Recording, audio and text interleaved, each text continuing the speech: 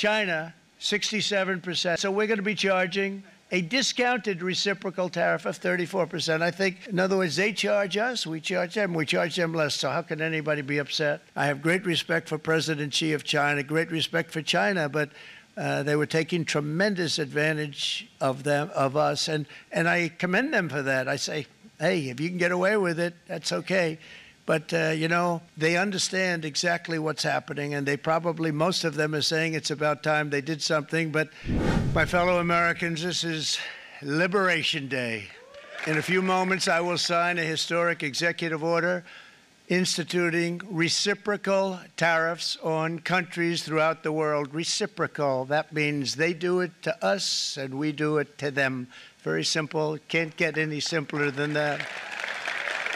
The United States slashed our trade barriers on other countries while those nations placed massive tariffs on our products and created outrageous non-monetary barriers to decimate our industries, and in many cases, the non-monetary barriers were worse than the monetary ones.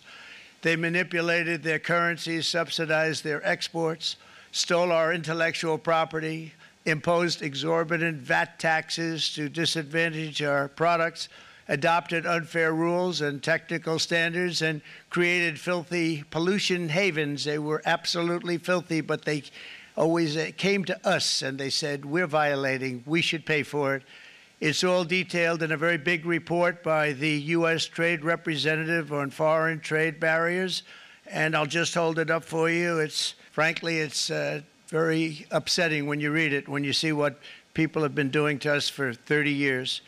This all happened with no response from the United States of America, none whatsoever. But those days are over. Let me offer just a few examples of the vicious attacks our workers have faced for so many years. The United States charges other countries only a 2.4 tariff on motorcycles. Meanwhile, Thailand and others are charging much higher prices, like 60%. India charges 70%. Vietnam charges 75%, and others are even higher than that. Likewise, until today, the United States has for decades charged a 2.5 tariff. Think of that, 2.5% on foreign-made automobiles. The European Union charges us more than 10% tariffs, and they have 20% VATs, much, much higher. India charges 70%, and perhaps worst of all are the non-monetary restrictions imposed by South Korea, Japan, and very many other nations. As a result of these colossal trade barriers, 81% of the cars in South Korea are made in South Korea. 94% of the cars in Japan are made in Japan. Toyota sells 1 million foreign-made automobiles into the United States, and General Motors sells almost none. Ford sells very little. None of our companies are allowed to go into other countries. And I say that, friend and foe, and in many cases, the friend is worse than the foe in terms of trade.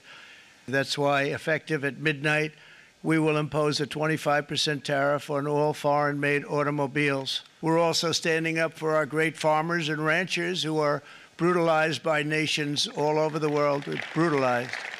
Canada, by the way, imposes a 250 to 300% tariff on many of our dairy products. We subsidize a lot of countries and keep them going and keep them in business. In the case of Mexico, it's $300 billion a year. In the case of Canada, it's close to $200 billion a year.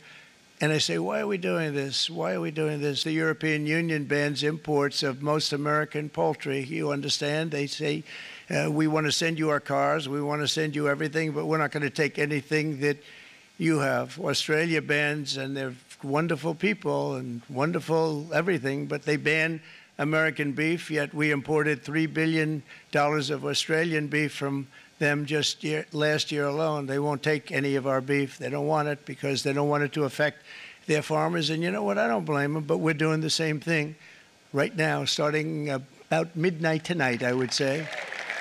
And China charges American rice farmers an overquota, it's called, a tariff rate of 65%. South Korea charges 50%. Actually, they charge different, from 50% to 513%. And Japan Our friend charges us 700%, but that's because they don't want us selling rice and other things. Who can blame them, Madam Secretary? Agriculture, great job you did on eggs, by the way. The egg prices came down 50%.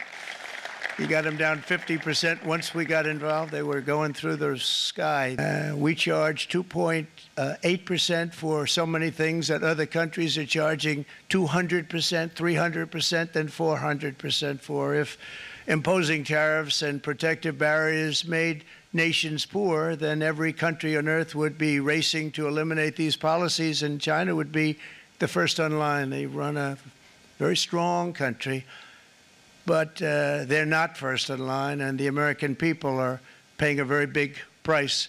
We cannot pay the deficits of Canada, Mexico, and so many other countries. We used to do it. We can't do it anymore. We take care of countries all over the world. We pay for their military.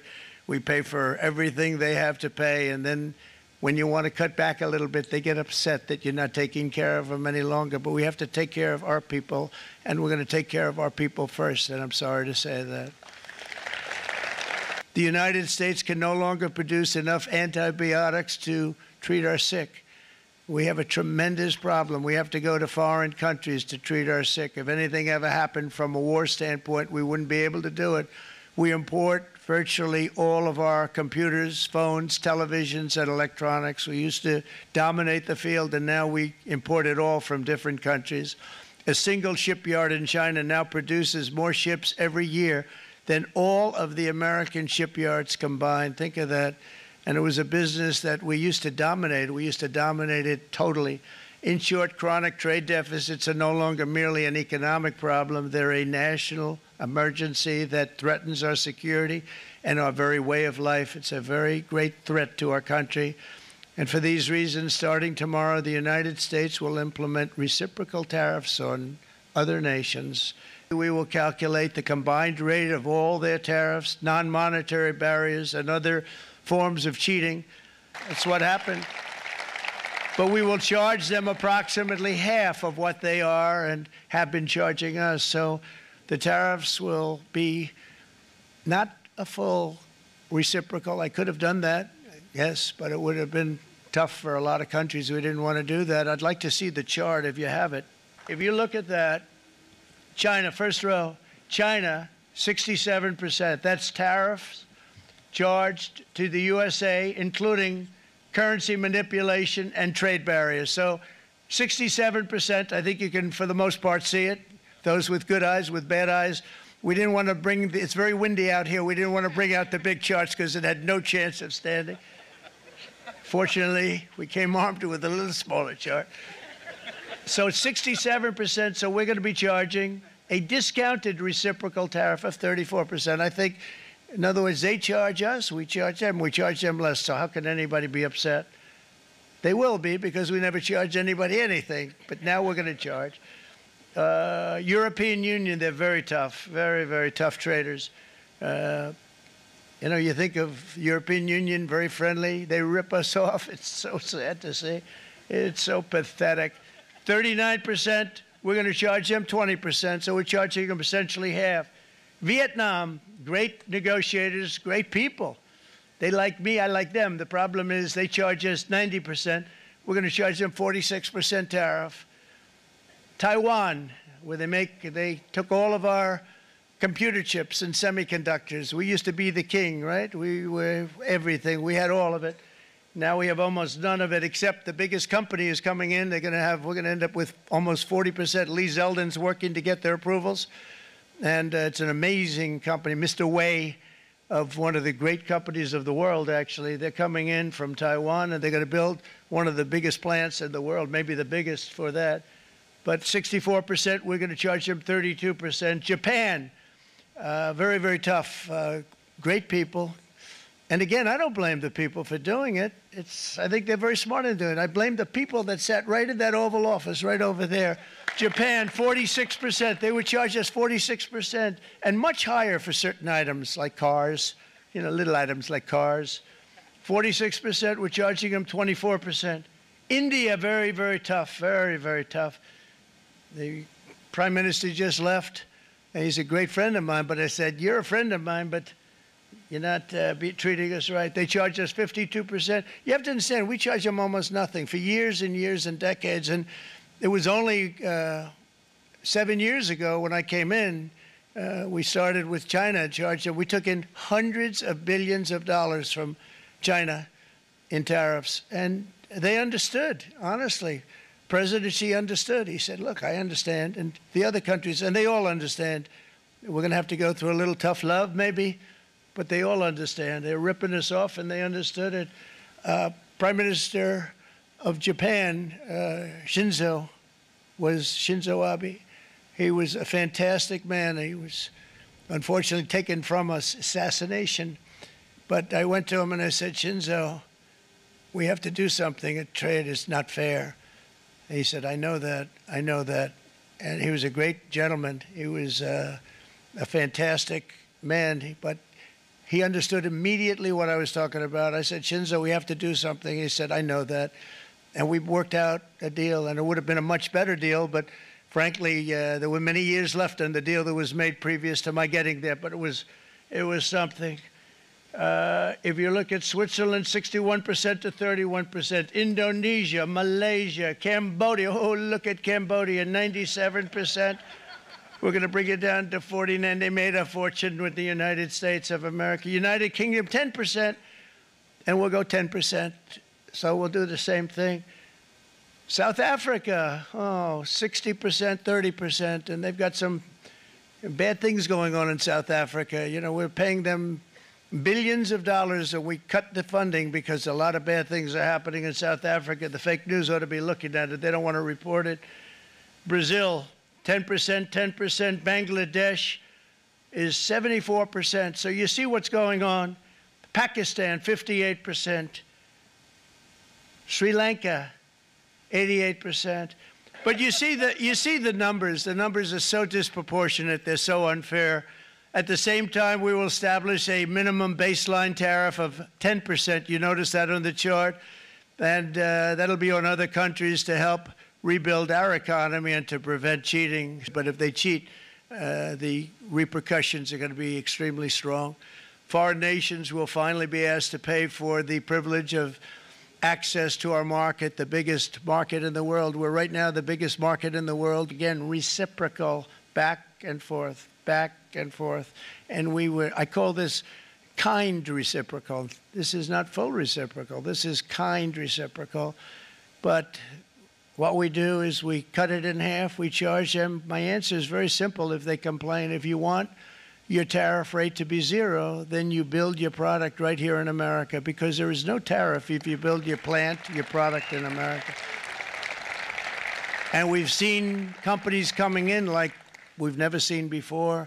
Likewise to all of the foreign presidents, prime ministers, kings, queens, ambassadors, and everyone else who will soon be calling to ask for exemptions from these tariffs. I say, terminate your own tariffs, drop your barriers, don't manipulate your currencies. They manipulate their currencies like nobody can even believe, which is a bad, bad thing and very devastating to us, and start buying tens of billions of dollars of American goods. Tariffs give our country protection against those that would do us economic harm, and many people were looking to do us economic harm. Maybe not so obviously, but they were doing tremendous economic harm. But even more importantly, they will give us growth. These tariffs are going to give us growth like you haven't seen before. Here are just a short list of some of the companies that have already announced and committed to investment. And this is a company that built its factories and its plants in China. Apple is going to spend $500 billion. They never spent money like that here. They're going to build their plants here. SoftBank, OpenAI, and Oracle, great companies, are investing $500 billion almost immediately. NVIDIA, a hot company, is investing hundreds of billions of dollars. They just announced. TSMC, the biggest, most important company in the world of chips from Taiwan, with no investment from us, is investing $200 billion, and they said the reason was, number one, the election of November 5th, and number two, the tariffs. They don't want to pay the tariffs, and the way they're not paying it is to build their plant here. So we're going to go from almost no percentage. We used to have 100% of the chip market. Now it's all in Taiwan. Almost all of it's in Taiwan, a couple of other countries, but mostly in Taiwan. Think of it. We had 100%. We lost it because of people in that office that didn't do their job. They allowed it to be stolen from us. Johnson & Johnson, great company, $55 billion. Eli Lilly, $27 billion. Meta is investing $500 billion. Wow. DeMac is investing $20 billion. CMA, CGM, $20 billion. And then you have Merck and Clarios, Stellantis, General Motors, GE Aerospace, Honda, Nissan, Hyundai are all putting in billions and billions of dollars, and they're committed 100%. In the coming days, there will be complaints from the globalists and the outsourcers and special interests and the fake news. Always, the fake news will always complain. But never forget, every prediction our opponents made about trade for the last 30 years has been proven totally wrong. They were wrong about NAFTA. They were wrong about China. They were wrong about the Trans-Pacific Partnership, which would have been a disaster if I didn't terminate it. If I didn't terminate that, United Auto Workers, you would have had no jobs in this country. You would have had no jobs. It was all going to other countries. In my first term, they said tariffs would crash the economy. Instead, we built the greatest economy in the history of the world. And again, I have great respect for President Xi of China, great respect for China, but they were taking tremendous advantage of us, and I commend them for that. I say, hey, if you can get away with it, that's okay. But, you know, they understand exactly what's happening, and they probably, most of them are saying it's about time they did something, but, and they're going to fight, and they're going to fight fair. Everyone's going to fight. You know, it's like, I say to the leaders, look, you got to take care of your country, but we have to start taking care of our country now. We can't do what we've been doing for the last 50 years. Great consistency, actually, because I've been talking about it for 40 years, but because I saw what was happening 40 years ago. If you look at my old speeches when I was young, very handsome, my old speeches, and people would say, I'd be on a television show, I'd be talking about how we were being ripped off by these countries. I mean, nothing changes very much. The only thing that changed were the countries. The fact is that you don't have free trade. We think of it as free trade, but you right now don't have free trade. And I think a lot of people are tired of watching other countries ripping off the United States. They laugh at us. Behind our backs, they laugh at us because of our own stupidity. And we let Japan come in and dump everything right into our markets and everything. It's not free trade. If you ever go to Japan right now and try to sell something, forget about it, Oprah. Just forget about it. It's almost impossible. They are ripping us like we've never been ripped before. If you look at Japan, if you look at China. Because we can't continue to allow China to rape our country, and that's what they're doing. But nothing really changes. But, you know, it's why it's such an honor. It's such an honor to be finally able to do this. If you look at China, I took in hundreds of billions of dollars in my term, hundreds of billions. They never paid 10 cents to any other president, and yet they paid hundreds of billions, so much so that Biden couldn't do anything. They wanted to try and terminate it because he had a very special relationship with China. You know what the relationship was? He had a special relationship.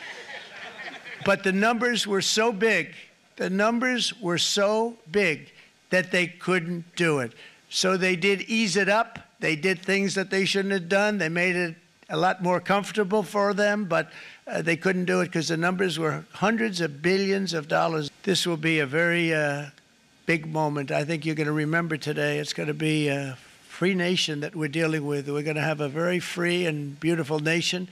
It's going to be Liberation Day in America, and it's going to be a day that hopefully you're going to look back in years to come and you're going to say, you know, he was right. This has turned out to be one of the most important days in the history of our country. God bless you and God bless America. Thank you, everybody. Thank you very much. Thank you. Thank you very much.